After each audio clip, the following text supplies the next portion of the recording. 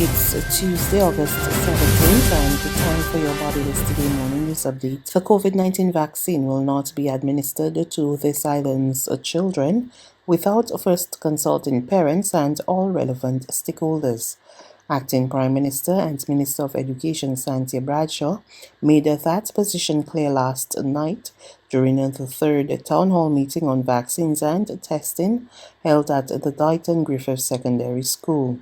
She made the comment as she responded to the concerns of a member of the public on the issue. Pfizer vaccine gives us the opportunity, as you're well aware, to be able to administer to children. And from the time that this virus has overtaken us here in Barbados, we've been monitoring what has been happening in terms of vaccines that could actually be administered to children. We're happy that we have the vaccine here.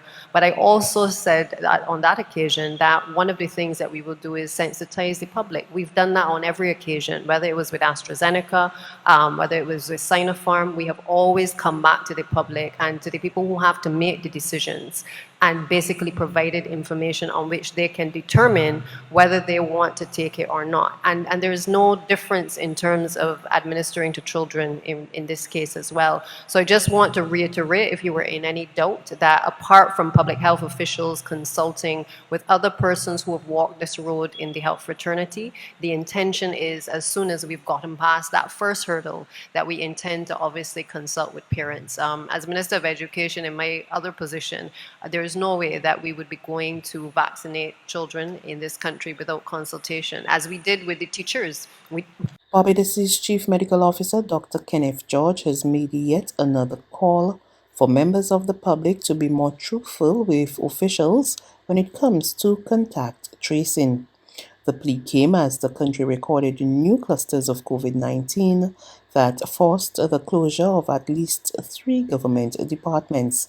The chief medical officer revealed that public health officials had reason to believe that some people are deliberately withholding information. That's always part of the problem, that contact tracing, as I said, is only as good as information that is shared and given. And if people are reluctant for whatever reason to share information with us, we are going to continue to have spread of disease, because it requires recall, a person recalling where they were over the last few days, and it also speaks to persons being truthful. So those are the two, because I can't tell Kareem Smith where he was yesterday unless you share that information with him. In other news, the public exchange between Democratic Labour Party President Verla de Pisa and her main challenger, Reverend Guy Hewitt, ahead of this weekend's election, is not sitting well with the party's General Secretary, Damien Griffith. The contenders have been trading words on a number of issues, including allegations of personal attacks, which spilled on to public radio yesterday. Griffith expressed concern about the development. We have a very hotly contested election.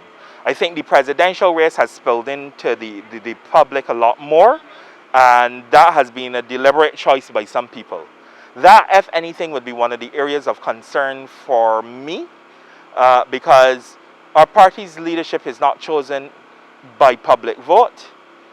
That's when we go to a general election. We go and we seek approval for our candidates and the people we put to represent. Now, having said that, I think that our party is also accustomed to there being people who always want to change how things run. But that does not mean it impacts the voting. I think over the weekend, you will see a confirmation of the fact that the Democratic Labour Party is very clear in who it wants in its leadership. It will select the people it thinks best represent it. I think you will get an indication that we are looking at planning for the future and not for the past. There's regional and international news after this short break.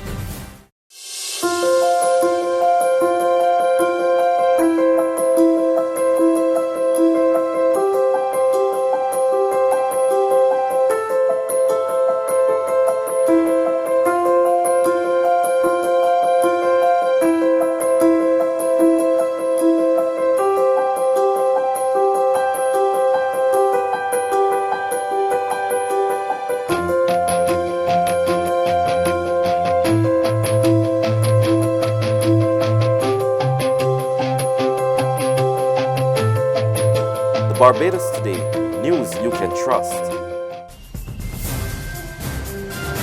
Regional news now. $8 million have been allocated from the UN Central Emergency Response Fund to support humanitarian efforts in Haiti. That's according to UN spokesperson Stefan Durich, who said that the money will provide essentials such as healthcare, clean water, emergency shelter, and sanitation for those impacted by Saturday's deadly 7.2 magnitude earthquake. Our humanitarian colleagues are telling us that access to the southern peninsula where the quake hit is challenging because gangs are controlling movements, local authorities are negotiating access, and an initial convoy of 6 vehicles with UN staff from various UN agencies and the government traveled to the impacted area yesterday. Further convoys carrying supplies are traveling today. Staff from the UN's disaster and coordination teams are also arriving in the country to support coordination assessments. A UN humanitarian air service helicopter managed by the World Food Programme is transporting government and staff into impacted areas along with medical supplies and other essential needs. WFP says they need $1.4 million for this critical air service to remain operational till the end of the year. The most urgent needs are expected to be linked to provision of medical service, water, sanitation, hygiene. UNICEF will send 3 health emergency kits to 2 hospitals in Lekai and 1 in Jeremy, which will help about 30,000 people. For its part, the UN Migration Agency is providing life-saving assistance, including blankets, hygiene kits, jerry cans, repair materials, and tarpaulins. Continuing with news from the region, CARICOM's newly installed Secretary General, Dr. Carla Barnett, has assured the Caribbean community that she is here to serve, mindful of the challenges, and to advance the interests of all in the grouping. Here I begin my tenure with no misapprehensions about the severity of the challenges that our community faces economically, socially, environmentally, and financially. The thrust to build resilience against the existential threat of climate change in all its dimensions, and the urgency of constructing a recovery from the adverse effects of the COVID-19 pandemic demand our continued focused energy. Even as we address these critical tasks, we cannot afford to neglect youth unemployment, which has led the explosion of the jobless in the wake of COVID-19.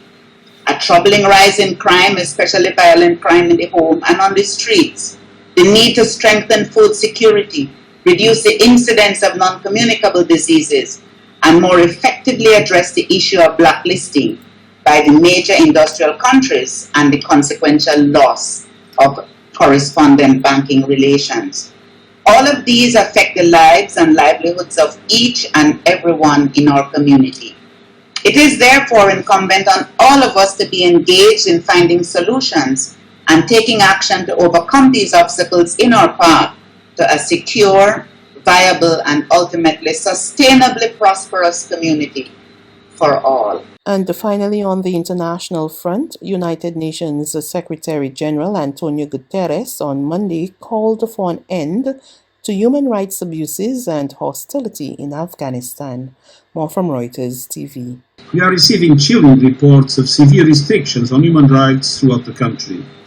And I am particularly concerned by accounts of mounting human rights violations against the women and girls of Afghanistan who fear a return to the darkest days. The UN Security Council later issued a statement calling on the Taliban to establish through negotiations a new government that is united and includes, quote, the full, equal, and meaningful participation of women. One female member of Afghanistan's parliament who was laying low at home spoke to Reuters over Zoom from Kabul on Monday and said she feared for her life. As an MP, as a female, as someone who is coming from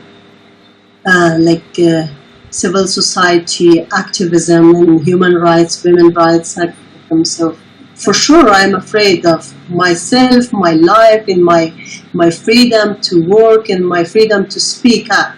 As the Taliban gained ground, thousands of civilians desperate to flee crowded Kabul's airport, giving way to horrifying scenes. One local news agency reported that some people who had clung to the outside of a U.S. Air Force plane plunged to their deaths after it took off. Reuters could not verify the report by the agency.